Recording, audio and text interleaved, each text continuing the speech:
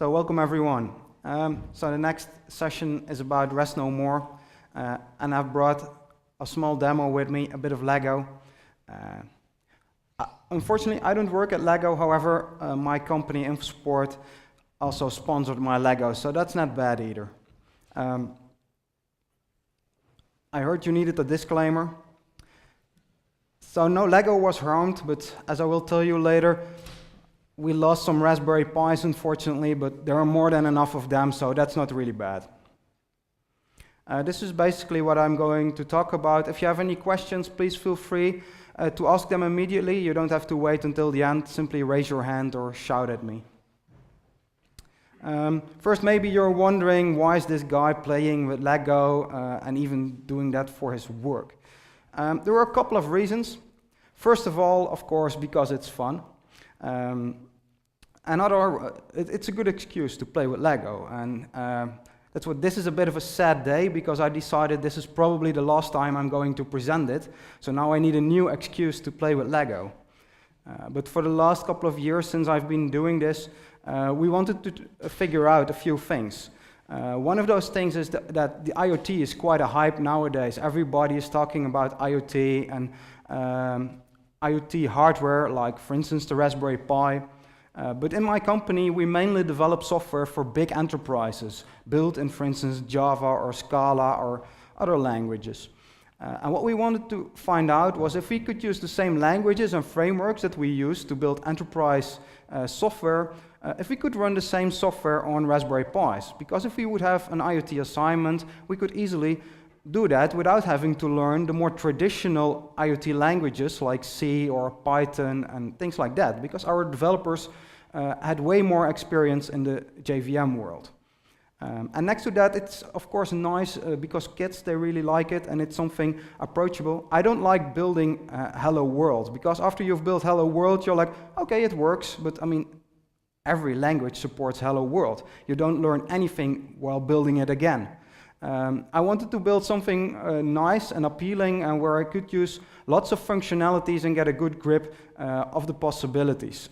And I can really encourage you, if you try new languages or new frameworks, try to make something cool with it, because it keeps you going instead of stopping after you've built Hello World.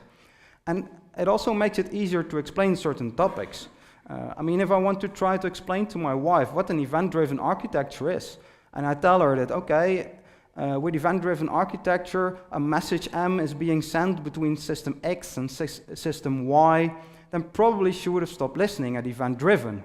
And that's not her fault. I mean, she doesn't have the technical background that we have, and we speak some alien dialect that nobody understands. But when I talk to her and I say, okay, I send a message from my laptop to the Raspberry Pi, and then a song starts playing, I'm basically explaining the same concept, but then in a more natural language and more approachable by non-tech people. So that's also a big advantage.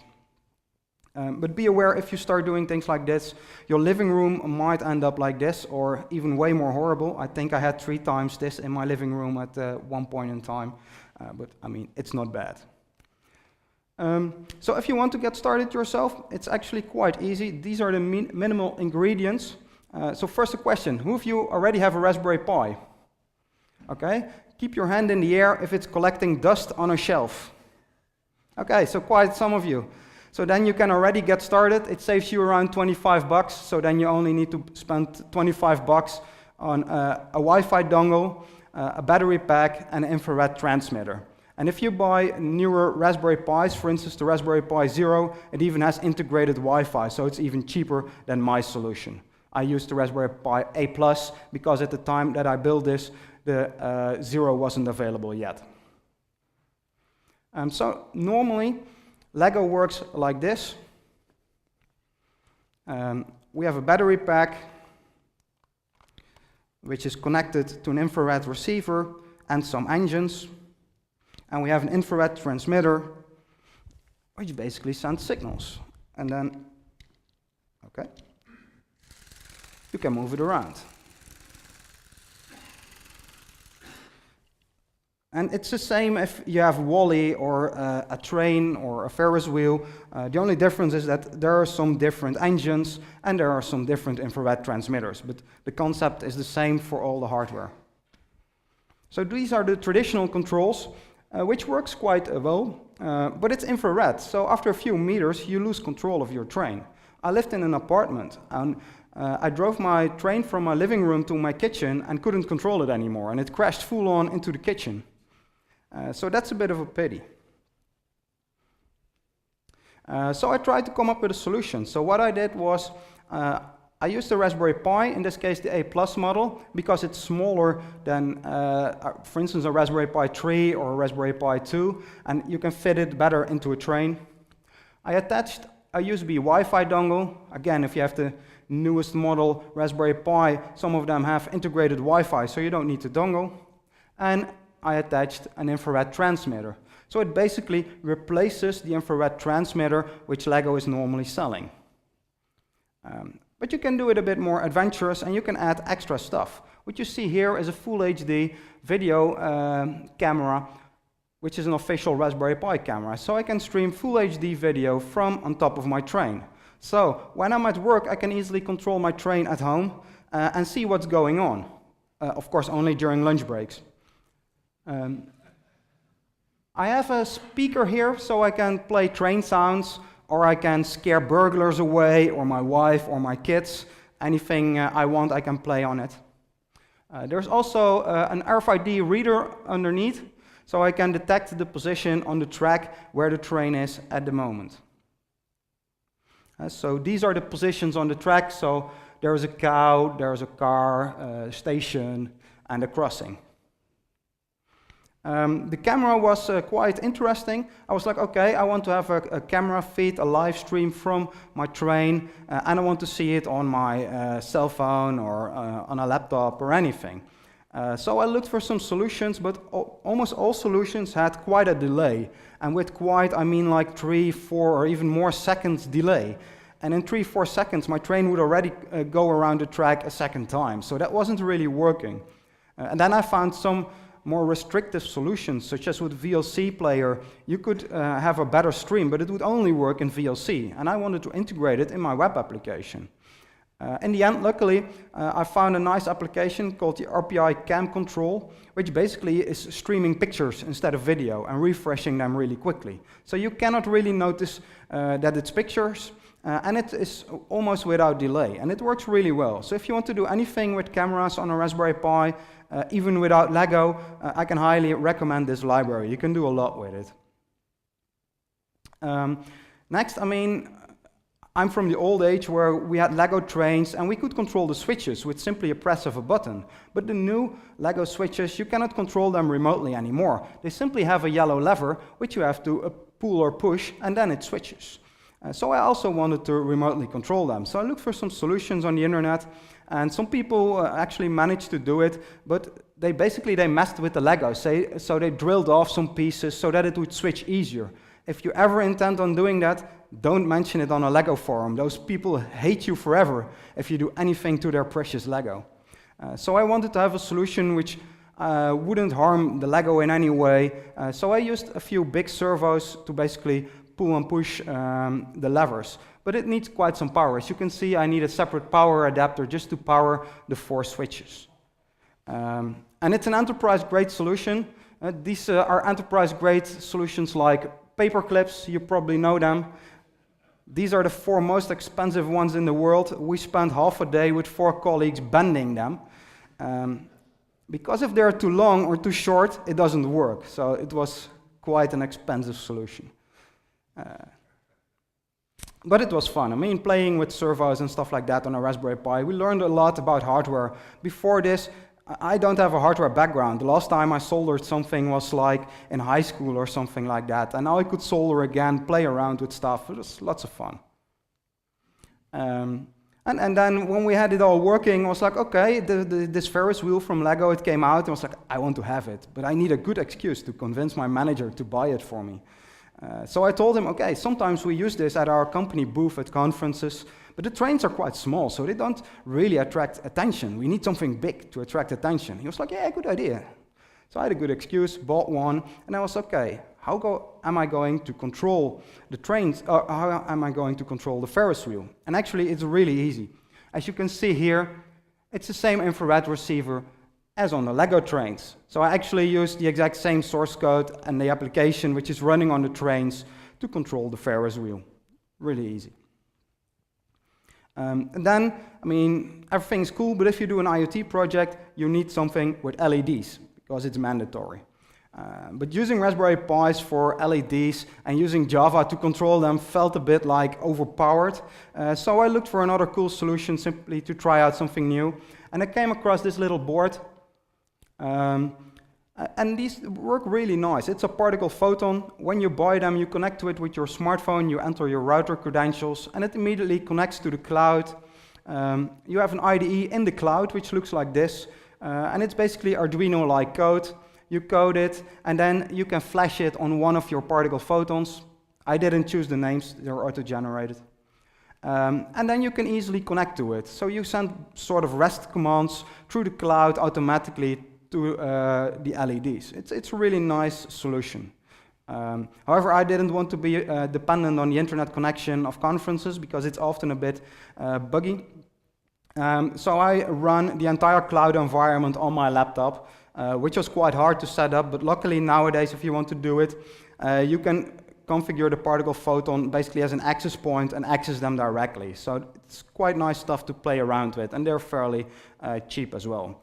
And this cloud environment, it's now also available for Raspberry Pi, so you can also connect your Raspberry Pis to this environment.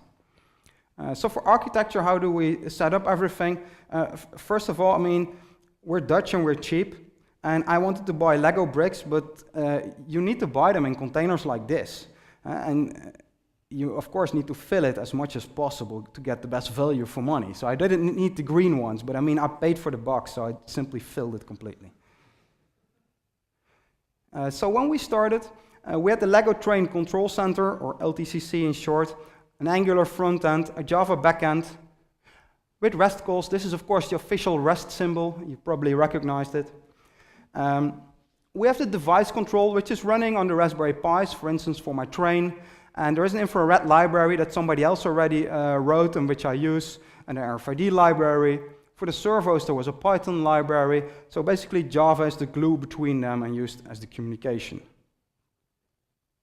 And that was all working pretty well, and we really liked it. But then we had a Scala and Akka course, and we were really interested by Akka and the whole event-driven way of working with messages.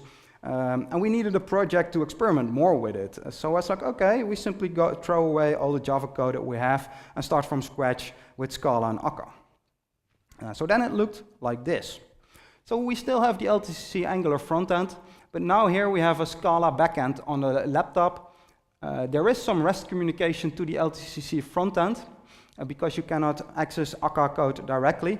But between the LTCC and the device control and the switch control, there are no REST calls anymore. We're using remote actors, which I will explain later. We need a bit of REST here because the RFID library calls the application through a REST endpoint. But we removed the communication between the laptop and the different devices. We removed the REST dependency and basically included the remote actor dependency. Hardware-wise, it looks like this.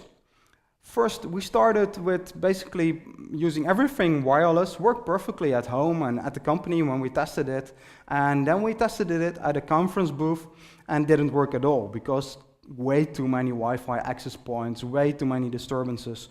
So then we ended up basically wiring everything that was possible, except for the trains, of course, because it's a bit silly if you have a network cable running behind the train. But for the rest, we wired up everything. So then it works like this. We have the laptop, which communicates to my router. We have the Raspberry Pi here with the USB Wi-Fi dongle and the infrared transmitter, which sends the signals to the infrared receiver, and then it will simply run. But I think you're all waiting for the demo already for quite a while, so let's see what we can do. So basically, this is the overview. Normally, I use this for the switches, basically to make them go forward or to make them bend. But the switches are quite brittle with the cables and everything, so normally I don't bring them with me. It's a bit too much hassle and too much time consuming to set up. Here I have an example of the Raspberry Pi camera and the RPI cam control interface. So this is the interface with which you can easily do anything. I disabled it on the train for now just to make sure I don't have too much Wi-Fi issues. At home again it works, but at a conference, if there are way too many people playing with their smartphone, it sometimes gets difficult, and then I cannot control my train anymore if I consume too much bandwidth. So I disabled it on the train for now. But let's see if the trains will start moving. I forgot about the LEDs. So the LEDs, I have a few different settings which I can do, such as standard animation, basically just show some fancy colors. I can increase the brightness to make it really annoying for you. So let's not do that. And I can make it speed and autopilot based. And that means that if the speed of the train changes, then the LEDs will also show the speed of the train. So if I make this train go at speed 2, then there will be 2 dots running from left to right at the floor somewhere. I can't see them, but hope you can see them. If I do it for the blue train, I can move at speed 3. You should see 3 dots moving to the right somewhere. Is it doing anything? Okay. Same for the Ferris wheel. Okay, that broke. See why it's not moving. Debugging? Yeah, live debugging in production. It should move, but let's see.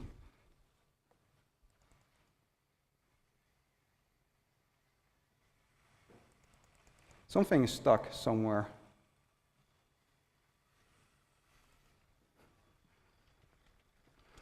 Let's see if I can quickly see it, else we'll simply continue with the rest of the demo. I already see it. It probably didn't survive the German Autobahn.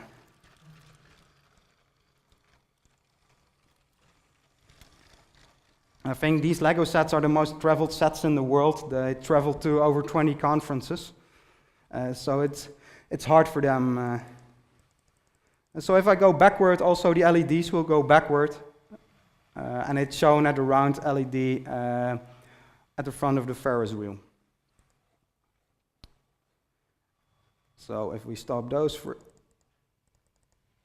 yeah, drive a bit to the front. Let's see, where is it? Stop there. So I can play train sounds as well.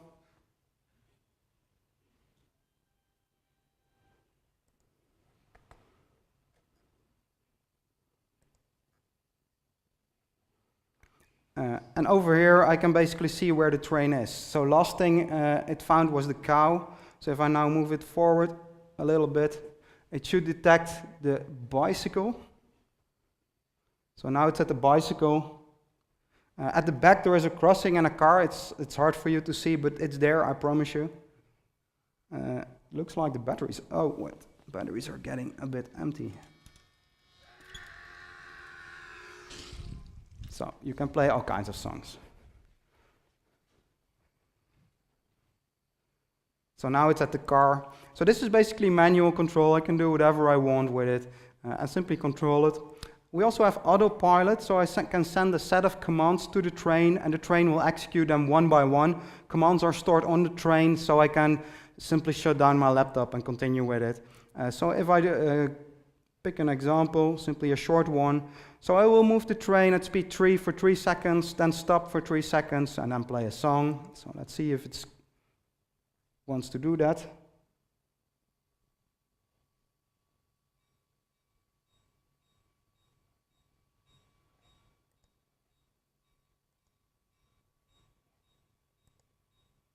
I noticed the blue train is having some small battery problems, I guess, because normally it would cross the band.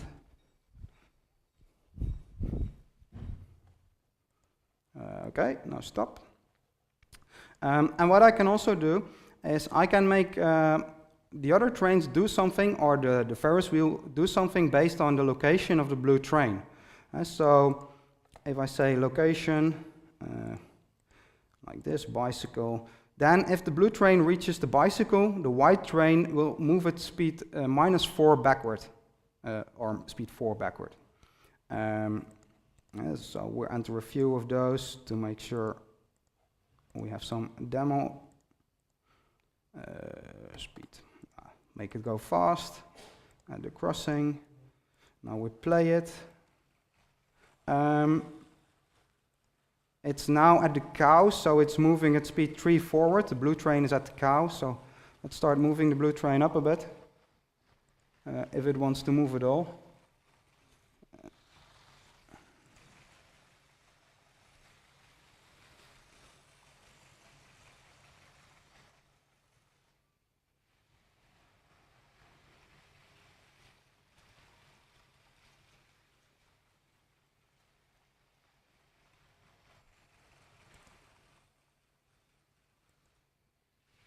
No, stop. Okay, so this way I can interact with the various trains and Ferris wheel, but I could also say that if the blue train reaches the bicycle, that it should reverse the speed or something like that, so you can do lots of things with it. So that's basically how it works.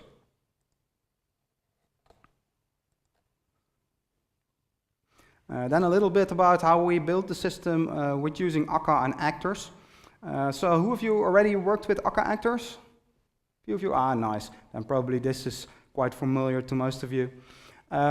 So when you define an actor, it's quite simple. You implement a class where you extend the actor class, you define a receive method. In this case, I simply say for whatever I receive, I print it. Then in another class, I say that I want to create an actor system.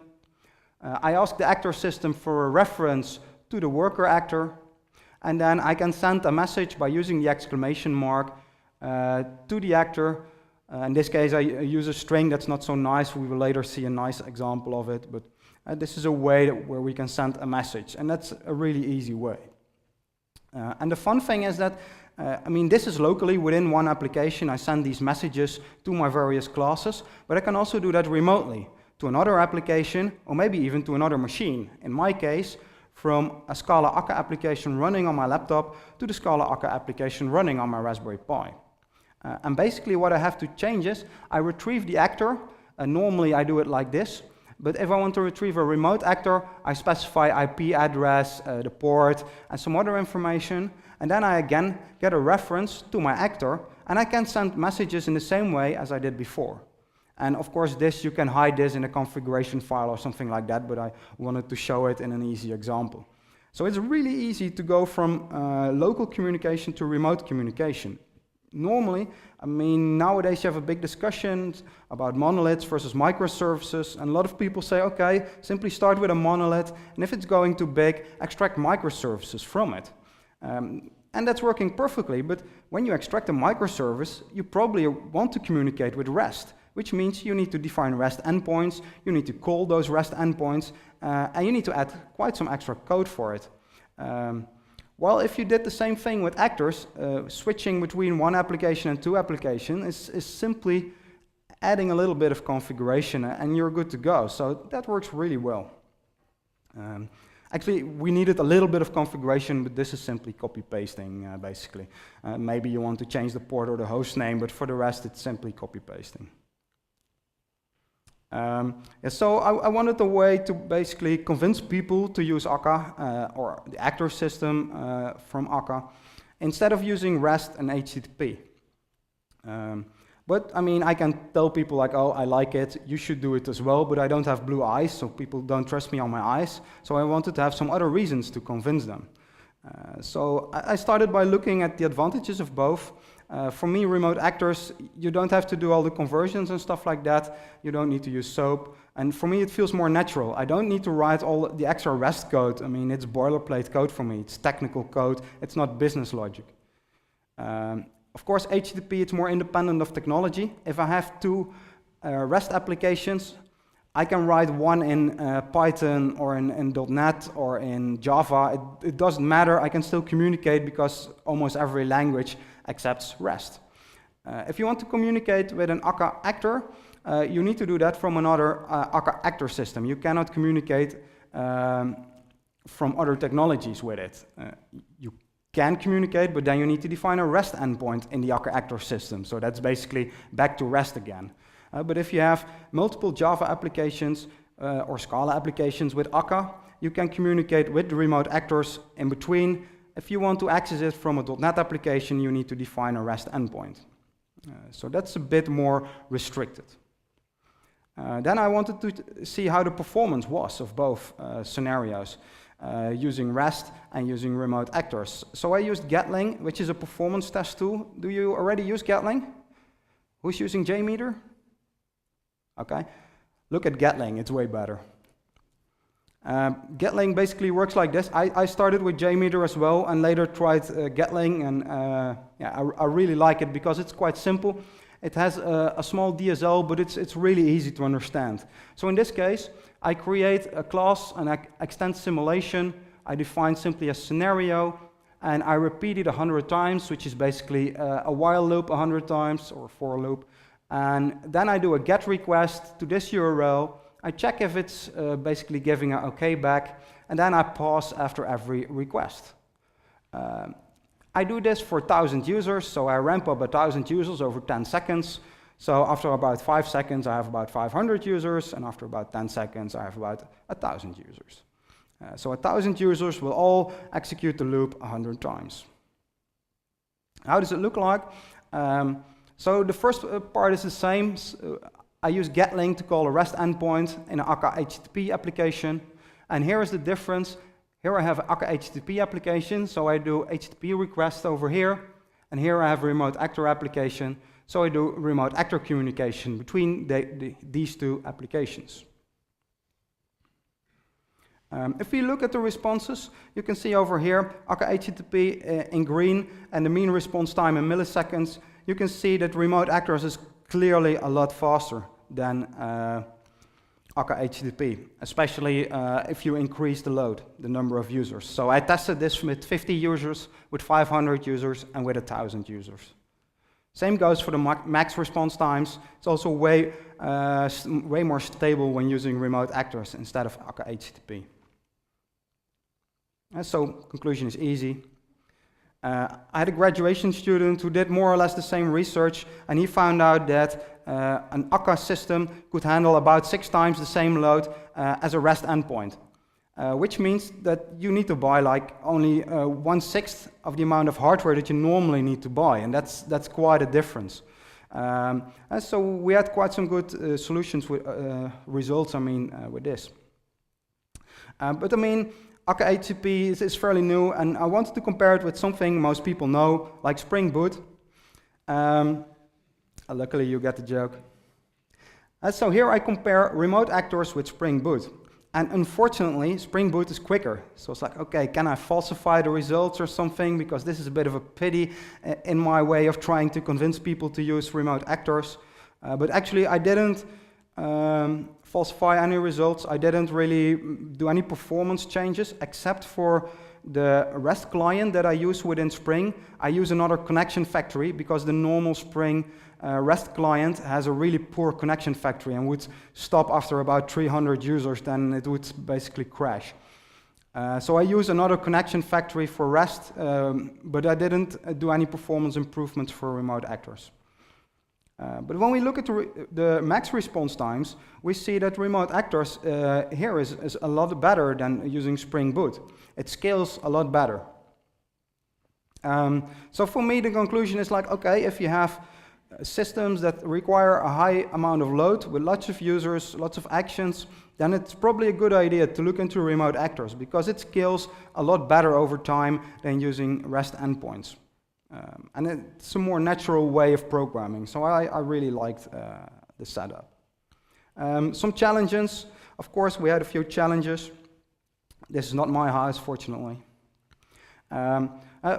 So we had challenges, for instance, with the Raspberry Pi. I had everything working with a bigger Raspberry Pi and then bought the smaller one to put it into my train, connected everything, it didn't work. I couldn't connect to it.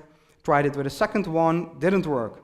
The third one, I didn't connect anything to it, simply connected it to my television and I could see that it booted, connected everything and it didn't work anymore. So I was like, okay, how is this happening?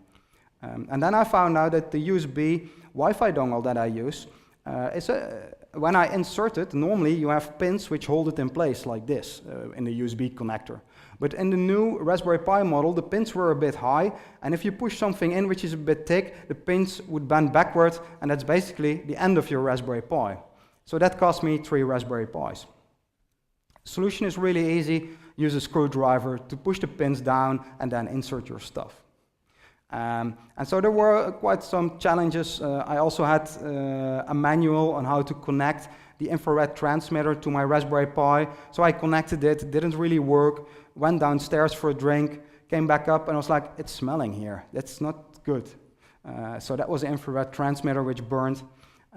So documentation sometimes is a bit difficult, especially when you have so many options. When I started with the project, I wanted to run the Raspberry Pis with Docker, just because you can, and I like Docker.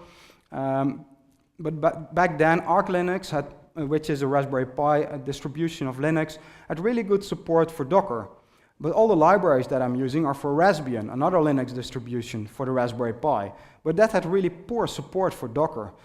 Nowadays, it's also running on Raspbian, so it's easier now. But for me, it was a reason to skip the Docker requirement and focus on other stuff. So I had to find out a lot of things. But I mean, the most important thing is time. For all these things, you think like, okay, probably it's an evening or a weekend, and then it's working. But most of the time, it takes a bit longer than you think. I sometimes get the question, how long did you spend on all this? I don't know, because it was weekends, evenings, and sometimes during working hours. But even if I would know, I wouldn't tell you, because my wife would be really upset, probably. So I built all this, and then I was, okay, this is quite nice, but I often get the request, like, how can I do this myself? And actually, the solution with Scala and Akka is quite nice, but if you're not used to Scala and Akka, it's quite hard to pick up. So I was like, okay, how can I make this a bit simpler? And what I did was, I created a completely new application based on Spring Boot, which I think is a bit easier to understand. So I have the LCC application, that's the Spring Boot application, and the LCC install script. And what this basically does is, if you have an SD card, this will install everything for you. It will configure everything so that you can use the hardware like the infrared transmitter, and then you can use the Spring Boot application to access everything. And so when we look at it, so it's a really simple application. I have the Spring Boot application. I have a device controller, which basically makes a REST endpoint. So when I go to the /intensity endpoint and I supply a value, then that value will be sent to the Lego device which is connected by the device manager. So basically, the device manager does a little bit of logic, and then it calls a C script, which sends the data to the infrared transmitter. My scripts not only are ready to support speed or intensity in this case, because you can also connect Lego LEDs to it, and it will also power up them and control them. But you can also, for instance, use the camera with it.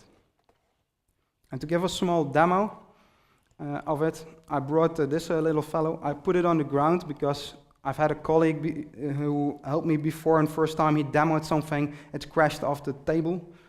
So this is safer. Again, this is Lego engine, infrared receiver, and this time I use a really small Raspberry Pi Zero down here. This one still has a USB Wi-Fi dongle, but again, if you use the newest version, it has Wi-Fi on board, so you can create really small solutions. And I created a really simple HTML website which does some calls like moving forward.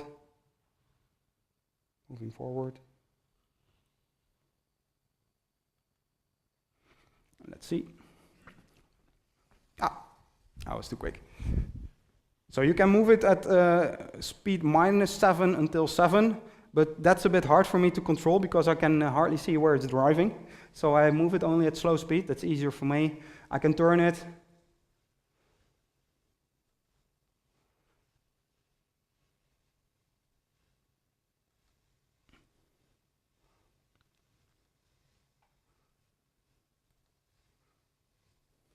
So basically this way you can control any Lego engine which you can connect to this infrared receiver yourself, and it's all on the internet, so you can simply do with it what you want.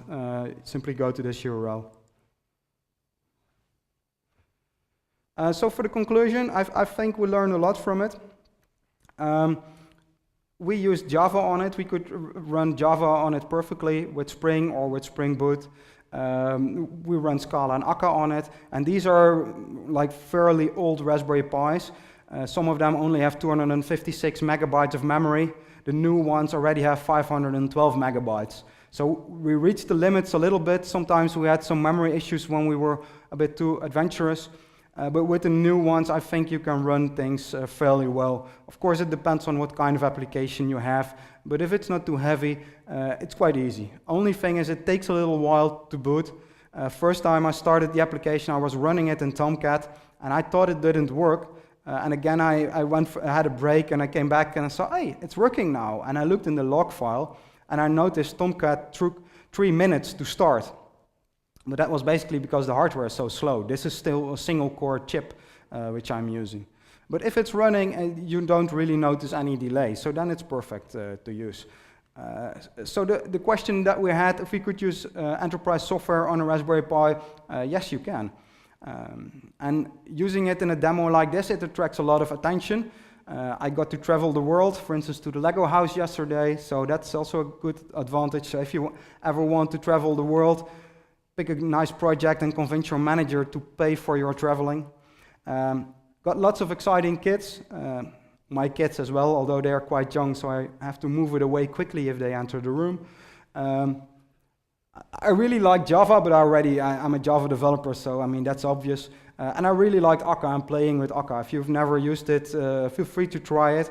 We used it in combination with Scala, but you can also use it with Java. That's no problem at all. The best part, you can probably guess what's going to happen.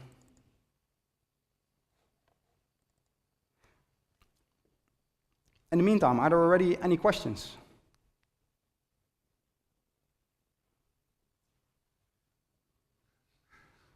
So now I'm controlling it from my smartphone. There was one part that was quite hard to automate.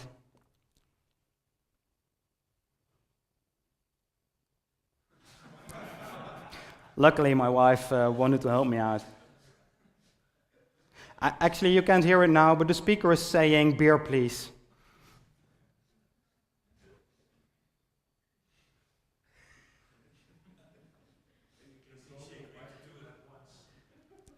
We did this like 100 times, yeah.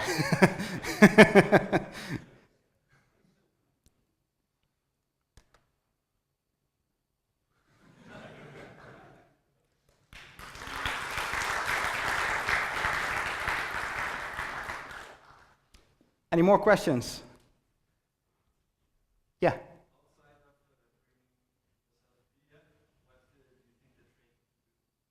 So the question is, outside of bringing yourself beer, what could the train do?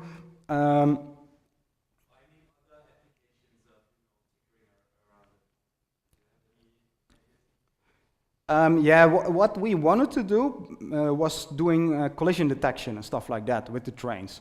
So we had lots of other ideas, and I even had a graduation student for it to figure it out.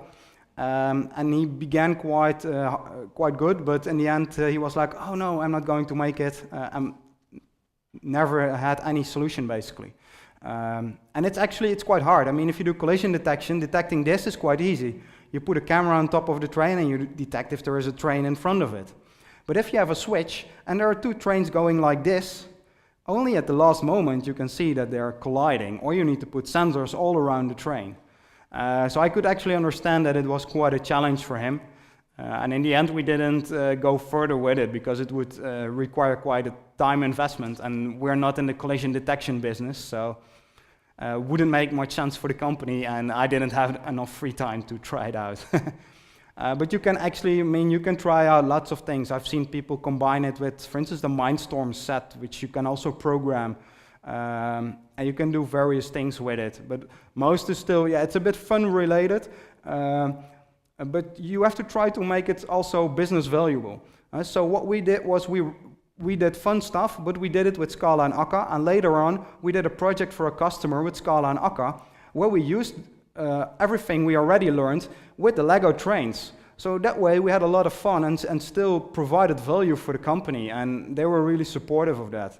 And that's what I always try to encourage. I mean, use this to learn new languages or new tools or new frameworks. And the rest around it is basically just having fun. Other questions? Then thank you all for joining and have a nice conference.